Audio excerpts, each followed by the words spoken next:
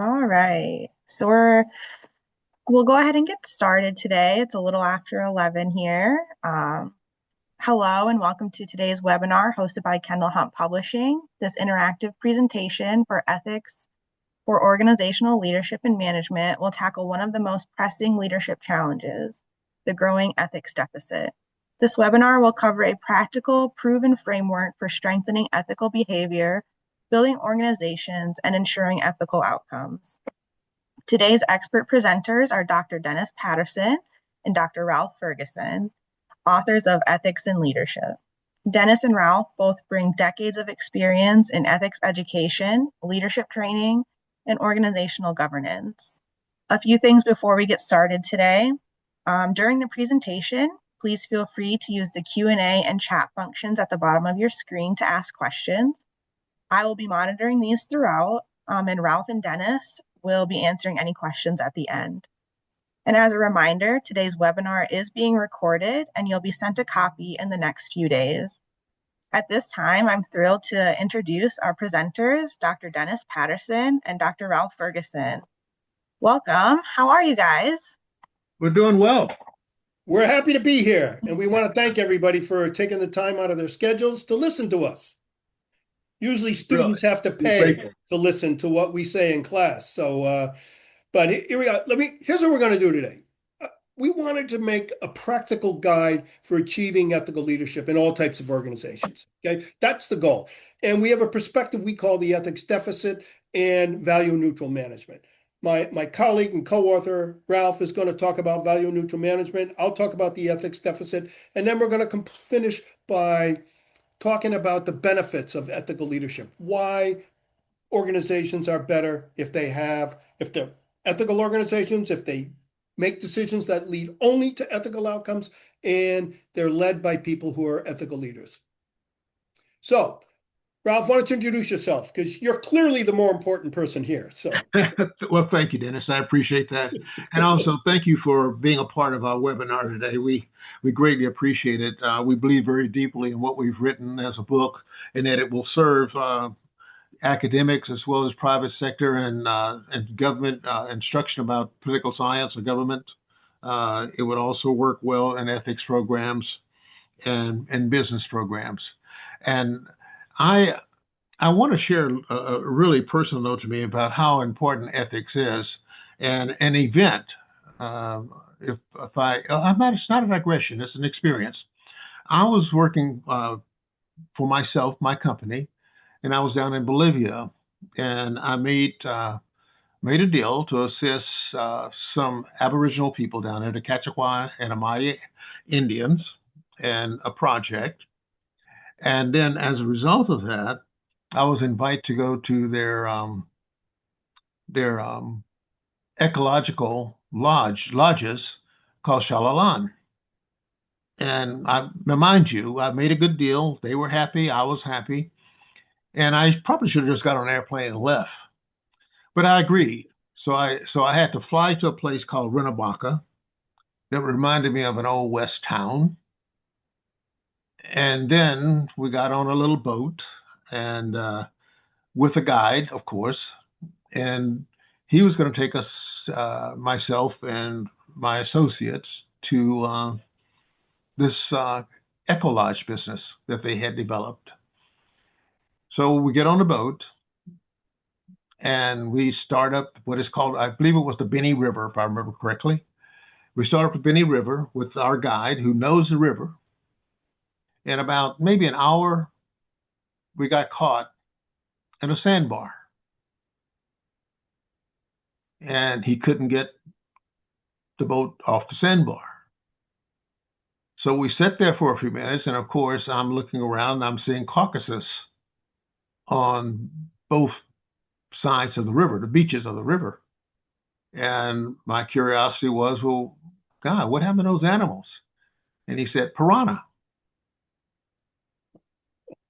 And I knew that there were piranha in the rivers, but I didn't know that piranha was in this river.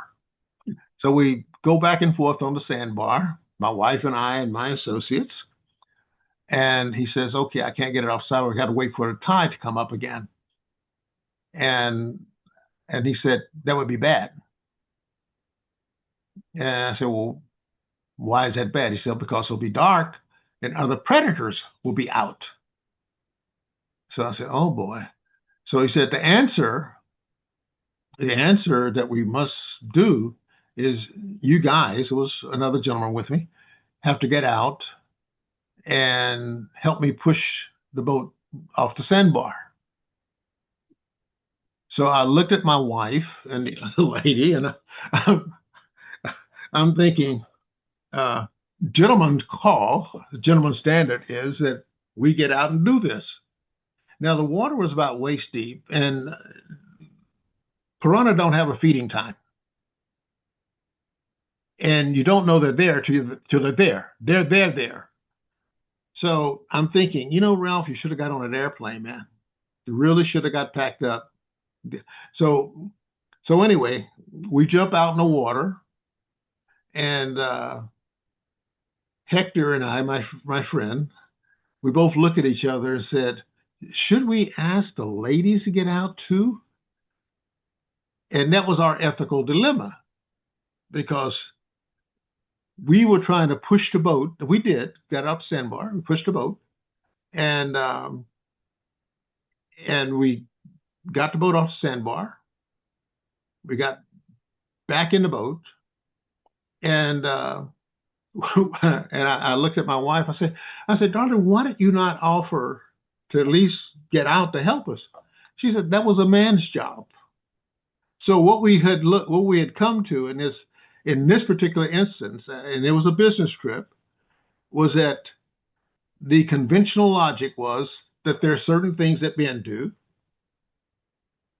and one of them was get out in a river that has piranha to get a boat off to get to Shalalan. And we got there, and it was a marvelous visit. I have no problem. But in everything we do, there's an issue that we have to decide on. Our issue there was to wait and let the tide come up. It'll be dark, more predators out.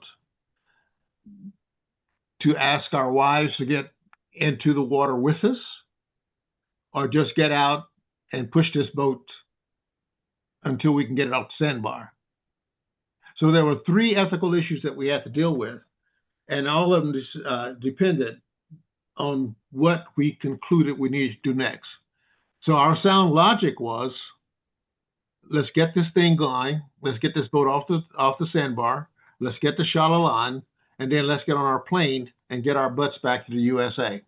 So I say this to point out, there are most elementary times when we have to sit down and think, what do we need to do that's right for us to make things happen that's right for everybody? And this is one of those elementary things that was very scary, because there was nothing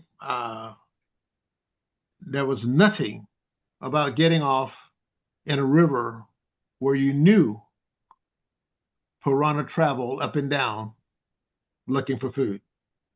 So as a business guy and as an educator, these types of decisions, this could have been called a life and death decision. But the good news was there was no life and death. We just simply got off, did our job, and then when we got back on the boat, we thought, Hector and I thought, well, maybe we could have got it off the sandbar faster if you guys had gotten out. And they just chuckled. You should have asked. We didn't ask. Dennis, you want to move on from there?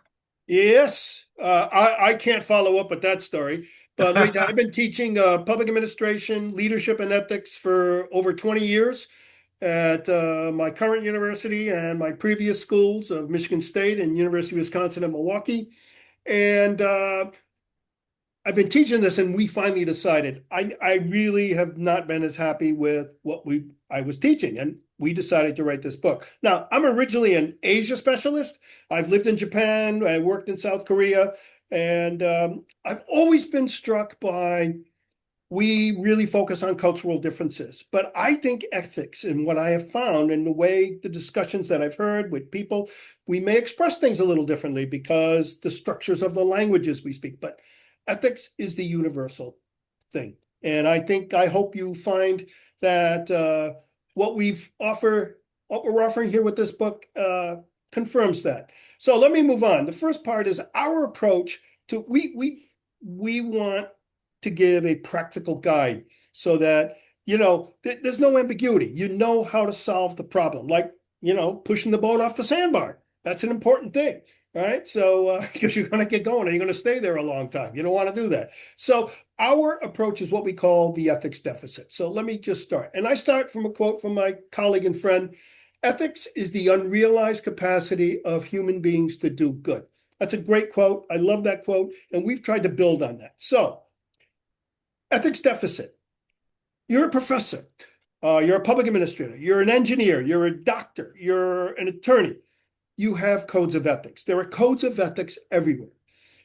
All right, they exist. That's what we call ethics as ideal. That's ideally the way people should behave in their leadership and professional lives. But there's also ethics in practice. How often do we actually see it in practice? I mean, the unfortunate thing of life is that we always hear about the bad things and not enough about the good things. But that gap between ethics as ideal and ethics in practice is what we call the ethics deficit. And that is one of our approaches. The other is what my colleague will talk about in just a few minutes, the value neutral management. So there are three sources of the ethics deficit, and our goal is to reduce that gap and eliminate the ethics deficit so we truly have ethics. The first one is unethical behavior.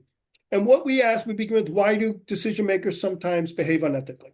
Now, a lot of training in ethics comes down to, well, you need to have more knowledge of ethics. I will tell you, there's no sure we can always have more knowledge of ethics. I think that's an important thing. I don't believe that there are some inherently unethical people, but I don't think that's the problem. I think when people make unethical decisions, I think they know what they're doing. They understand this, but they're conflicted because they have to consider what we call competing value. That's based on an idea by the English philosopher Isaiah Berlin. It's an interesting idea, where they make a decision for personal gain. So it's narrowed, it's personal, financial gain, career advancement, partisanship, for partisan favor, or for themselves or some family member. And what that does is it pushes ethics out as the principal factor that should guide all organizational decision making. So that's the first source. Second source, the organization itself. Now, many people, fine scholarly work, have written about ethical organizations. And usual themes, and listen, I may be oversimplifying, and I don't mean to, but I'm going to do that just for the sake of what we're trying to understand here, is that many people describe where organizations that are ethical are those that open lines of communication, everybody's treated fairly, no singular group of individuals or groups within the organization are treated differently with more advantages than anybody else. Okay, what we have said is that's really important, and that's a great characteristic of an organization, but that doesn't make them ethical. That's an equitable organization, and we make that distinction in the book about ethical versus equitable. Equitable organizations are really important, but an ethical organization takes some extra step.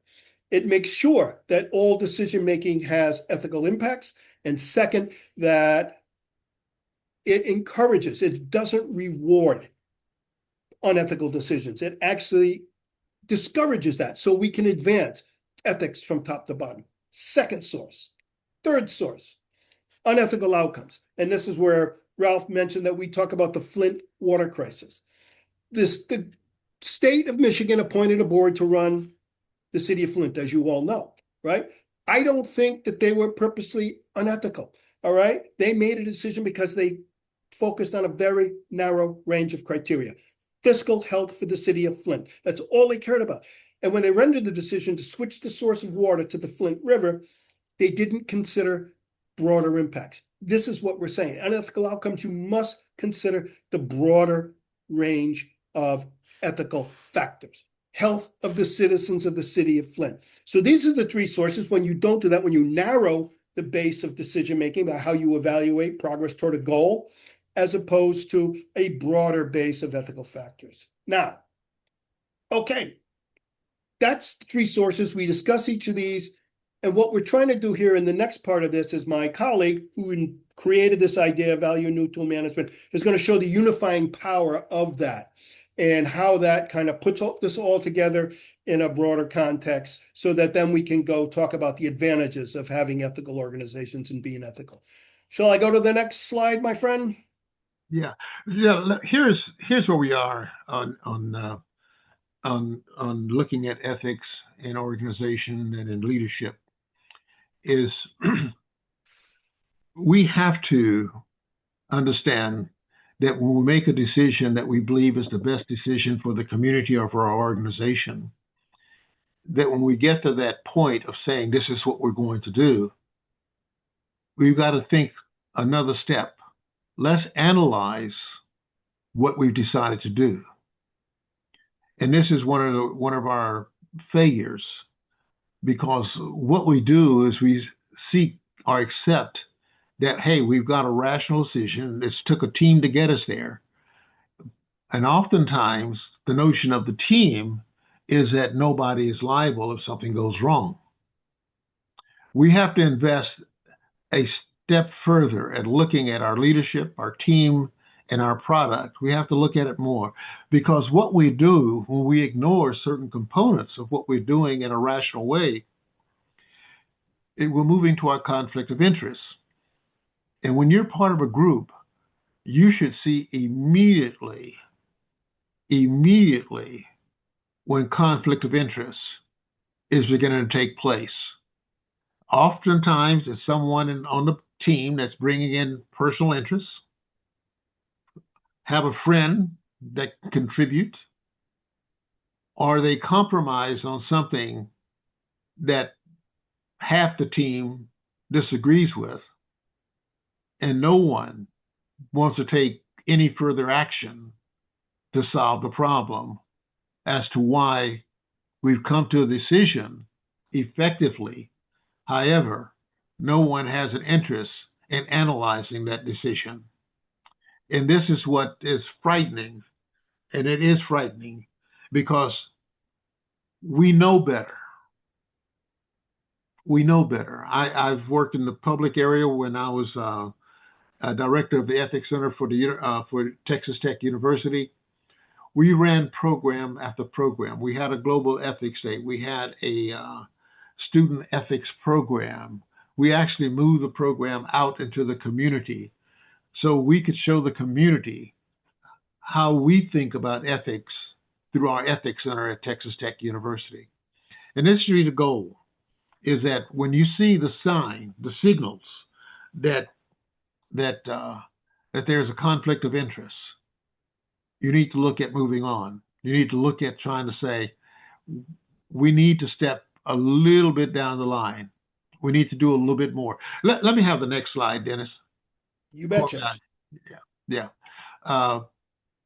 What we ethics, and believe it or not, I've had this discussion with people before, saying, "Oh, in my country, ethics is different. In my space, ethics is different." There are four corners to ethics, and they work around the world. And I've witnessed them working around the world. Utilitarianism, deontology, casuistry, virtue. And I've been in countries where they said, well, what if someone takes my property? I said, that's deontology. If someone breaks into your home to steal your property and you commit a violent act and it was defending your home, the consequences under law around the world, you have the right to defend yourself, your family, and your assets. If it's conduct that relates to casuistry, which is a rule-based reasoning, usually related to judicial activity, you have the right to take someone to court. But it's very important that these four corners our ethics are communicated in many practical ways. And this is what our book does. Our book captures these four corners so that when the reader moves in, they're not reading Aristotle, they're not reading Socrates, they're not reading Spinoza. They're reading something that meets their criteria of understanding with terms and definitions that apply to who they are and where they are. And they understand very quickly that ethics cover every element of society. We just simply have to abide by the guidelines that ethics give us. And this should not be hard. Because as Dennis has said earlier, I fundamentally believe that all of us have an ethical compass. Our book advances and promotes that ethical compass. But it does require, whether you're on a team or as an individual, it does require using your voice to point out where the conflicts are. What elements of ethics are we bypassing? And what element in this particular project we need to discuss more? Okay, next slide, Dennis. All right. Why ethical leadership is better. This is kind of where we're pulling it all together, and we're both going to be making comments on this. What I'm doing is tying this back to our three sources. Why is individual behavior that's ethical better? Well, just think about the way and the basis upon which decisions are rendered. Ethical decisions are broad-based. They are focused broadly on the interests of organizations itself, the membership, and the stakeholders who will be impacted by the decision. It's broad. Unethical decisions are individually focused. Okay, I mean, you're focused on your individual benefits that go to the individual. Conflict of interest, as Ralph talked about. The point is, which is better? It's an easy answer, right? That's which is more broadly focused versus that which is more narrowly focused. Okay, ethical organizations. If you are an equitable organization, you avoid certain pathologies of behavior on the part of your staff and members. In other words, if people don't feel that they're treated equitably and that their leaders are going to make ethical decisions with ethical impacts, they have the incentive to not participate, to shirk duties and stuff like this. This raises the enforcement cost of getting the highest level of performance out of your members and staff people. Okay. So being ethical. And then go ahead. Let me just finish this last point. Then you say, Ralph.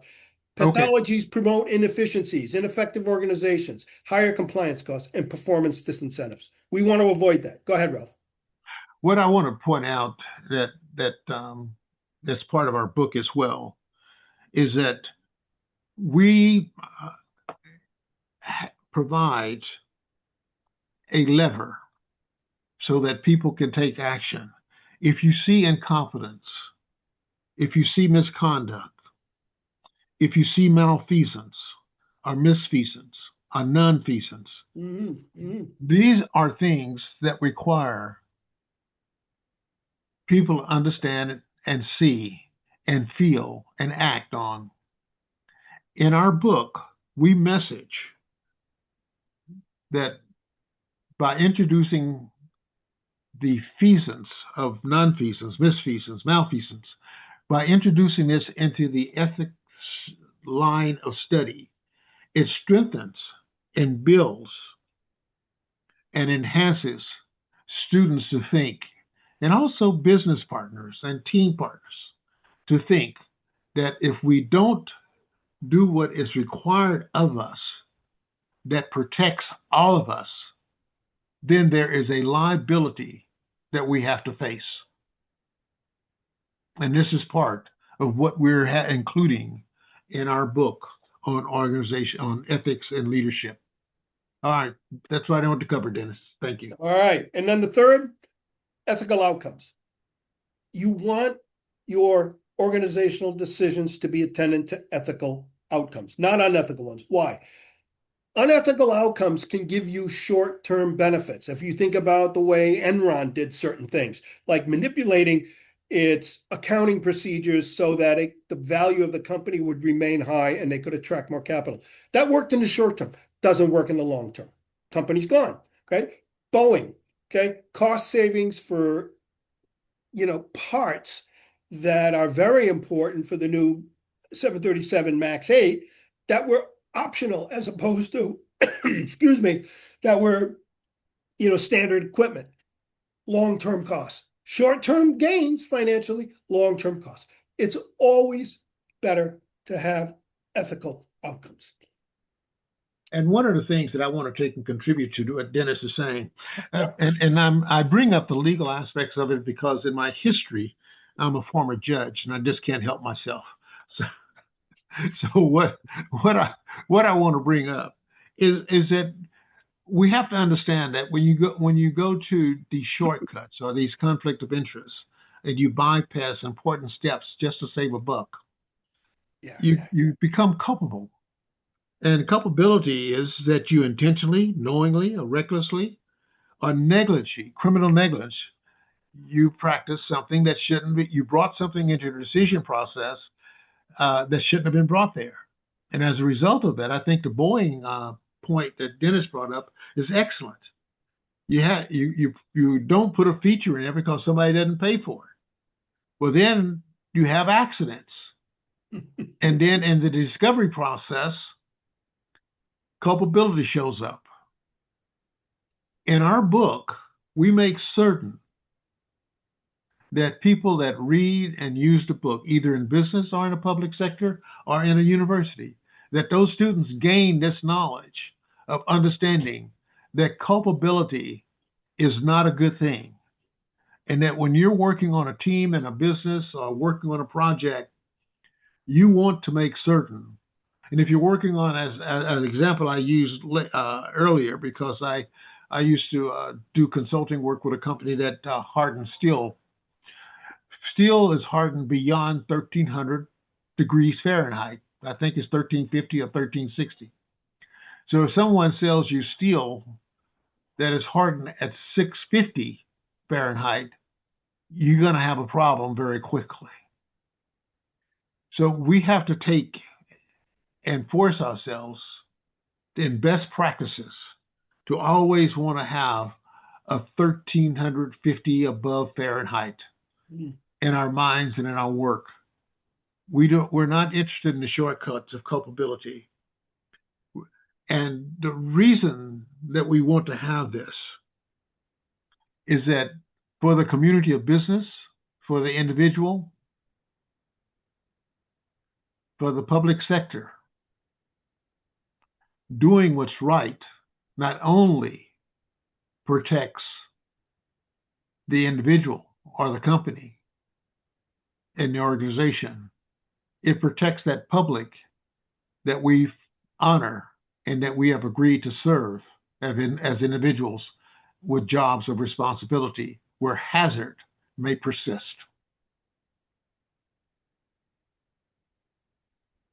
All right. Yep, we're done. Imagine that. Professor staying within a certain time limit. Hey, that's not bad. So, questions, comments, all welcome. Everyone, yes, if you have any questions or comments, please use the chat or Q&A function. Dennis and Ralph, I'll get you started. You've mentioned your book a few times, and today we talked about the ethics deficit and the value of neutral management. What other topics are covered in your book? One of the topics that we did not touch on is that we look at decision making from the logic of the gambler's fallacy and prisoner's dilemma. And I know that when I talked about this in management classes and also ethic classes, a lot of people will say, "Well, what's the gambler's fallacy?" And I said the gambler's fallacy is that you flip a coin 50 times, but you make 100% bet that because it's landed on heads 50 times, that it's going to land on tails the 51st time. That's not so. The odds are still 50-50. And so you make a bet on something where the odds have not changed, but you're using your gut instinct to believe the odds do change. And the odds in gambler fallacy do not change. It's always 50-50. And if you 50-50 times, it's possible for that 51st time to be heads as well. The other point is prisoner's dilemma that we bring in is that when you're in a project and you've got your sweat equity involved in that project, you do not want to be the one that gets caught in taking steps toward conflict of interest. You have to respect the fact that the moment you take those steps to go beyond the barrier, the parameters of what your project is, or go beyond those barriers, as we point out in the Flint, Michigan situation, we're going to save this money by doing this. The prisoner's dilemma is those persons that accept the fact that they have failed and address that are the people less likely to be charged with a crime. Dennis, you want to carry on with that? Yeah, I would like to just respond quickly because I see we got a couple of questions. One of the things we deal with exactly those questions. So this is just a follow-up to what Ralph said. But when you have a single decision maker, everything rests with that single decision maker. But sometimes decision making is collective. You've got a board of directors, you've got a committee, you've got other groups. So we address that. How do you develop cooperation so you can address the problem that you're trying to do and make the right ethical decision with ethical outcomes? All right. So excellent point. We do deal with that. We do deal with collective decision making, cooperation, and those kinds of things, which are not often talked about in terms of ethics. But if you want to achieve an ethic decision, that's one of our chapters in our book. So I appreciate Ralph mentioning the gambler's fallacy and prisoner's dilemma. And we also use cooperation games, what we call like assurance games or communication games, where incentives are lined up for the right cooperative outcome, but you've got to make sure that there's appropriate communication. And this is a theme in a lot of administrative ethics books and business ethics, that they're open lines of communication. So that's where we illustrate why that's so important. I got a question from somebody. Let me read it, and then Ralph and I can see what we can do to address it. What do you feel are some of the influences on today's ethical reasoning deficit? Wow, good question, because that's part of the whole theme, that we really have it's more of an acute problem today, this ethics deficit. Ralph, you want to start? We've talked about this a lot. Micromanagers. Oh. Yeah, micromanagers. They are detrimental to the process. But one of the ways to address the notion of micromanagement is, if you're empowered, is to delay. Because the thing that a micromanager does not want is have delay. And if you're in charge, that's something, and you're on the team, that's something as a skill set that you can pick up and utilize as a tool. Dennis? Yeah, I mean, that's absolutely right. That's a very important thing. You want to avoid that. I look at, like, today, like in our politics.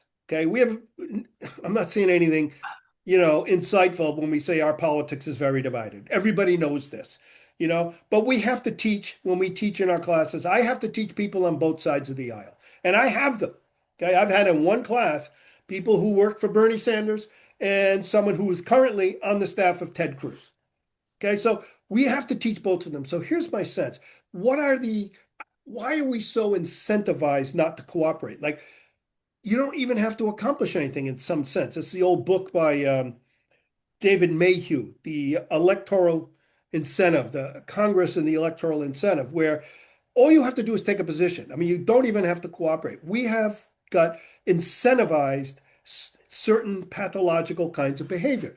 I mean, you don't have to do certain things. You don't even have to. And part of that is we can't do that as teachers in some sense because that's like our primary system, right? That's a problem. I think that the way we structure our primaries is a problem where you can get primaried out if you're not extreme enough. So I look at teaching people to understand the incentive structures of the decision-making context that they face. And micromanagers is exactly right because micromanagers have an incentive to do exactly what Ralph said, which messes things up. But let me also add, Mhm. and I think that we're seeing this on a national front now, and on a national front we're seeing this, and that is social capital. It's a very important tool when a group of people or an organization are galvanized to insist on change because a nation runs 75% on the capital activity of its citizens. So if its citizens are aggravated to the point that they want to demonstrate against practices that are brought into their community, then this is one of the most powerful tools. It goes back to the founding of our nation, where peaceful demonstration is a persistent way to encourage and promote change and also enhance and signal to the rest of the country something is not working for us. And when we know that, when we have that population of people that are stepping out, and it could be as a result of micromanagers, or it could be because you got someone that suffers with megalomania and actually believes I am the decider. And I think I've heard that term before some years back. Well, when you have that kind of thing, the tools or what we're seeing in our public now for people, if you're looking at current politics and current practices, where citizens are saying, we're just not going to have this in our backyard. And for the way that social capital network works is at the ballot box. Mm-hmm. And that's what we may see. Now, the benefit of having a social capital network is really an outcome of our human capital investment in the country. And we don't want to lose that.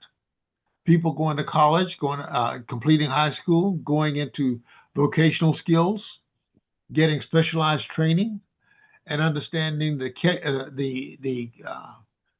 organizational capital of the economy, understanding how that system works, and understanding what federal decisions are detrimental to that organizational capital economy.